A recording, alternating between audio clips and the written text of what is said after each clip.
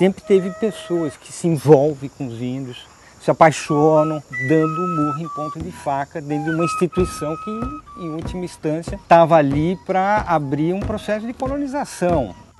A sociedade brasileira não entende que são povos que existem antes da nação brasileira e que são os donos dos seus recursos naturais. Os índios são tolerados onde eles não têm nada. Mas se eles quiserem alguma coisa, eles estão ferrados.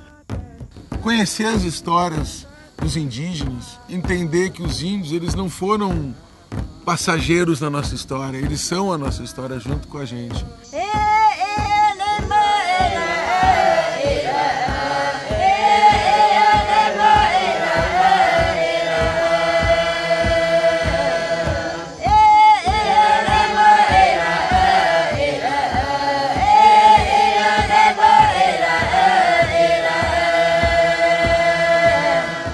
Acho que já tem uns 20 anos por aí, talvez mais de 20 anos, que eu tomei contato com uma história que aconteceu do outro lado do mundo.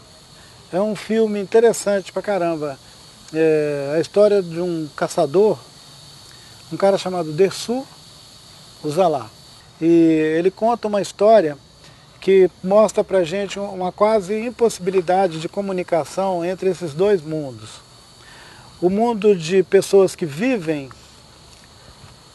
imersos na natureza e essa coisa da civilização que parece um trem sem rumo. Eu estava lidando naquela época o problema do asfaltamento da BR-364 no trecho dela de Porto Velho.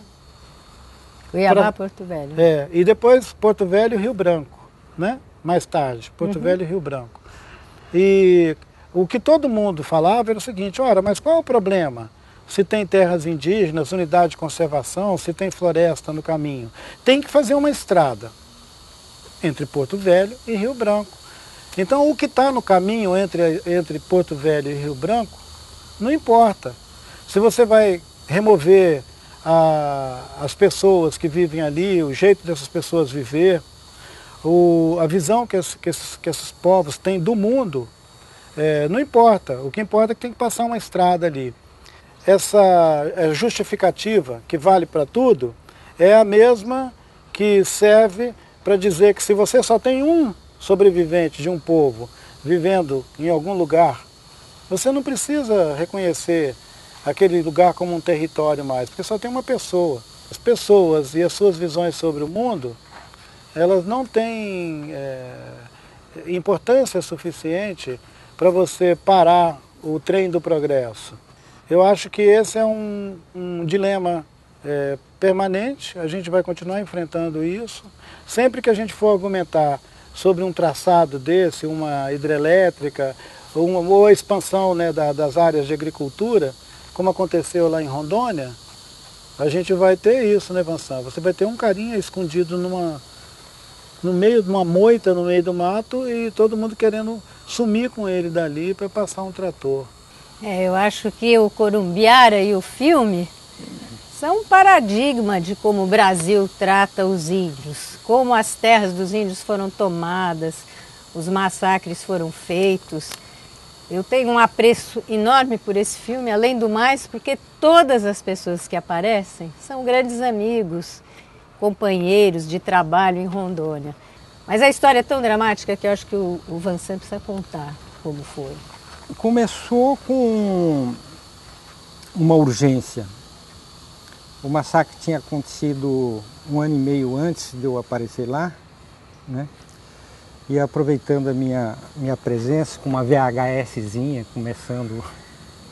Então vamos lá no local, porque sabe como é que é a mata toma conta de tudo, não fica vestígio de nada, né? Então começou como um registro e uma prova de evidências para quem anda no mato, e eram vestígios claros.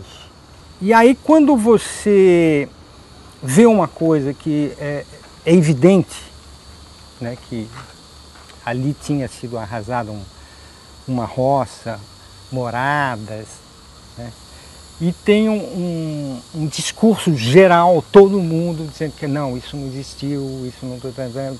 Você entende? Uma negação total de uma evidência. Isso é evidente que vira uma obsessão. E tanto é que o Marcelo, e depois o alemão se incorporou ao grupo, levou 9 anos para descobrir os sobreviventes do massacre de Corumbiara.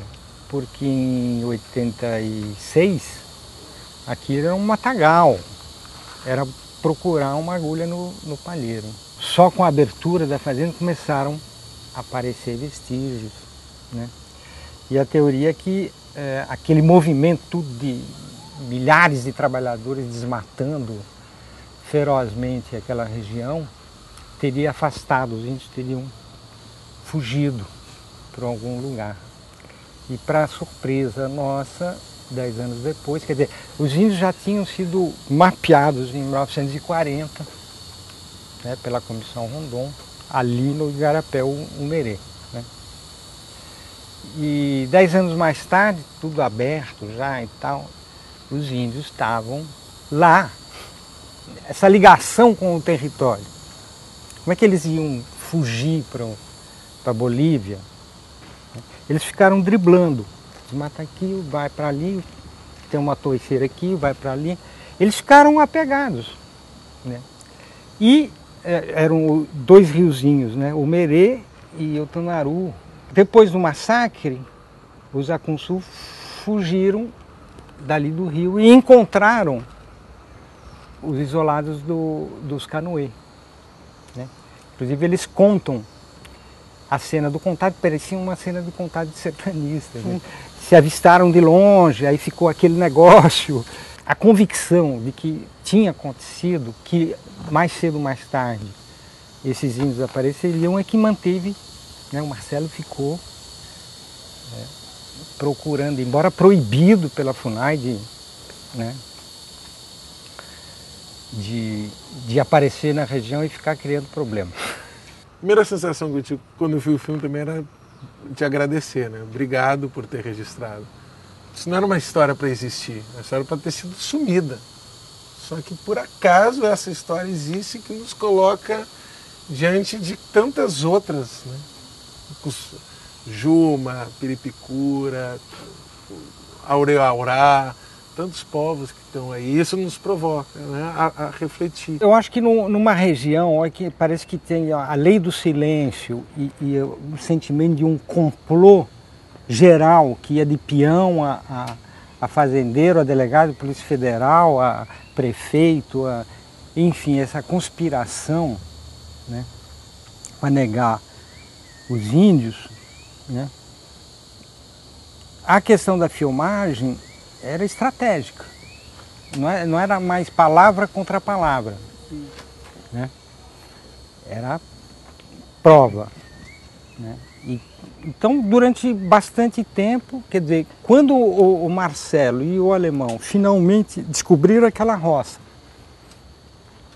eles voltaram para trás, ligaram para mim em São Paulo, falei, Vansan, nós achamos a roça, vem para cá, a gente só vai entrar com você.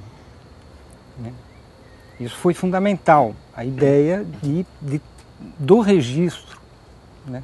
Num clima que todo mundo negava, quer dizer, a questão da imagem aí era vital. 2 meses depois a gente fez o contato com o segundo grupo, os Acunçu. Alguém precisava ver aquelas imagens que vocês estavam fazendo, ou bastava o juiz e o processo admitir aquilo como prova? Ou tinha que ter audiência, tinha que ter opinião pública? Não, o juiz foi decretando as interdições em cima da bucha. Para entrar nas fazendas, eles precisavam da autorização judicial. Eles pegavam a autorização judicial para poder entrar nas fazendas para fazer as expedições. Não é? Eles fechavam, trancavam. E uma outra coisa, que essa é uma história fascinante em vários sentidos, né? Mas quando eles foram fazer um contato, vocês pararam um dia e dormiram vocês dormiram num lugar, vocês iam entrar por um lugar, não, vamos dormir aqui mesmo. Na ponte tinham armado uma emboscada, uns pistoleiros para matar vocês. Né? Aí por acaso vocês tinham ficado num outro lugar, dormido na estrada do fundo. Eles iam entrar para fazer a expedição no lado, aí trocaram o caminho. Eu sei que numa outra ponte que eles não passaram tinha tinha armado uma emboscada para matar eles. Eles vieram descobrir isso depois que o irmão de um pistoleiro, um parente, contou, porque eu sabia que esse pistoleiro queria matar ele também, não era? A situação era bem tensa, né? O Antenor Duarte era o fazendeiro que encomendou o massacre do Sem Terra. Foi na mesma fazenda. E era muito recente. Tinha 2 meses. Eu vi lá os sobreviventes lá do Sem Terra, estavam todos lascados, né? Foi uma coisa bárbara, né? A gente não tinha autorização judicial e a gente entrou pelos fundos, né? Tá. Abriu uma clareira dentro da mata, escondeu o carro, né? Mas fomos com medão, né? Se os homens do Antenor descobrissem a gente.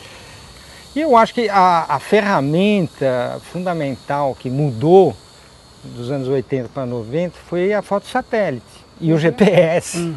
Né? Eram 2 ferramentas, aliás, que o alemão e o Marcelo manejavam com grandes mateiros. Né?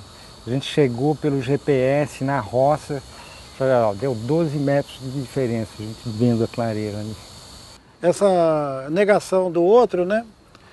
Não é só no lugar onde só tem 1 ou meia dúzia de índios refugiados na floresta. Os Yanomami não dá para dizer que não tem Yanomami, porque são milhares na floresta. E o quanto já escreveram no Brasil, nos Estados Unidos e nos países, na Venezuela mesmo já teve gente escrevendo e falam e gravam e tudo dizendo, não, a gente não pode destinar um território para esses Yanomami aqui na fronteira do Brasil com a Venezuela. Eles são tão, entre si mesmo, eles são tão agressivos, eles guerreiam tantos, que em breve eles vão matar-se uns aos outros. Então não precisava ter um território para eles. O absurdo de negar a possibilidade do outro existir, chega nessa raia. Agora, nessa questão dos isolados, mudando um pouquinho o ângulo do debate, depois do Rondon, a justificativa de tentar fazer a paz com os isolados que estavam resistindo e que estavam atacando para se defender, era que eles seriam massacrados, como no Omeré, se a paz não fosse feita. Então, até 87, a política da FUNAI, e foi mesmo o trabalho de sertanistas que não concordavam com isso, mas achavam que não havia outro jeito. Era tentar fazer a paz e aí assegurar terras a esses povos contatados para que não fossem massacrados. O que aconteceu em praticamente todos os processos de contato, isso aí aparece nos filmes, é que pelo menos metade da população morria de doenças. No primeiro ano, né? No primeiro ano, segundo ano, se a gente pegar a Rondônia, que eu conheço mais, em cada década morria metade da população indígena. Então, é entre a cruz e a caldeirinha, né? Ou o massacre é feito e nós nem chegamos a saber, ou o contato é feito e dizima da mesma forma e destrói a vida social indígena também, porque as mudanças são muito bruscas.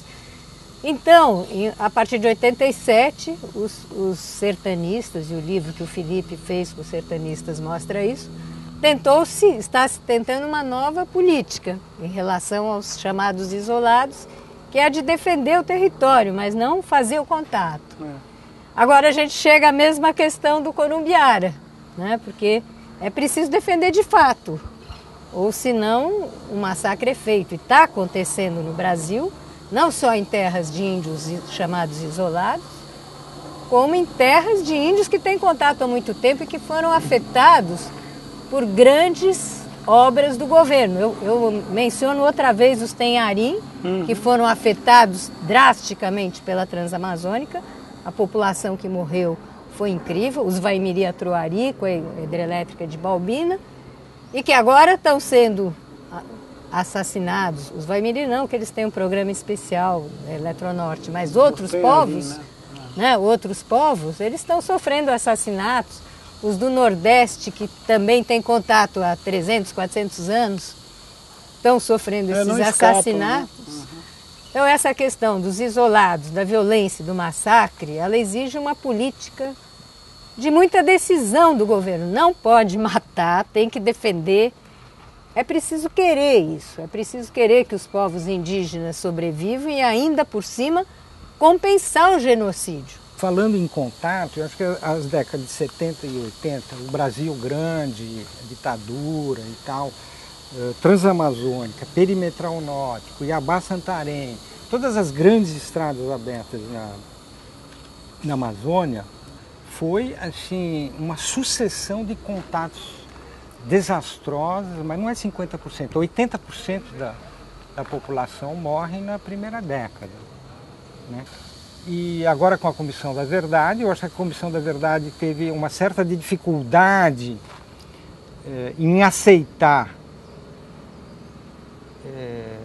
os efeitos que a ditadura teve sobre as populações indígenas, tipo dizendo, mas isso foi contágio.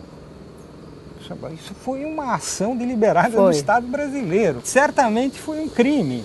Nos anos 80 tem uma reunião dos indigenistas, dos sertanistas, o pessoal que estava trabalhando nesses contatos, eles já compartilhavam as experiências, sabiam dos desastres que isso acontecia, e eles vinham tentando traçar mecanismos de resistência a esses contatos que o governo forçava, porque a medida não era faça o contato, faça o contato rápido, porque tem que passar a estrada. No Cusaimiri foi assim, senão vai o exército, senão nós vamos e fazendo. Aí se criou o sistema de proteção aos índios isolados, os territórios, as frentes de proteção etnoambiental, um sistema de lei muito bacana com a Constituição. Isso é antes da Constituição, em 87, mas a Constituição reconhece, aí se mapeou e hoje a gente sabe, tem índio isolado. Então, no entorno de Belo Monte tem um grupo, e no entorno de Geral tem um grupo de índios isolados, também em vários lugares do Brasil tem grupos. E aí, se fizer os grandes projetos, vai impactar. Será que esse sistema de proteção aos isolados ele conseguiria impedir o grande projeto, como antes não tinha conseguido com a ditadura? Hoje também não está conseguindo. O único lugar onde essa postura, falar, não, vamos retardar o contato e deixar eles no canto deles até onde, quando der, é os índios da reserva biológica lá em Rondônia. É verdade. E aí eles têm uma reserva biológica, eles circulam ali dentro. Eles entenderam que não é para vazar para lugar nenhum. E tudo bem, ali eles estão desde faz quantos anos?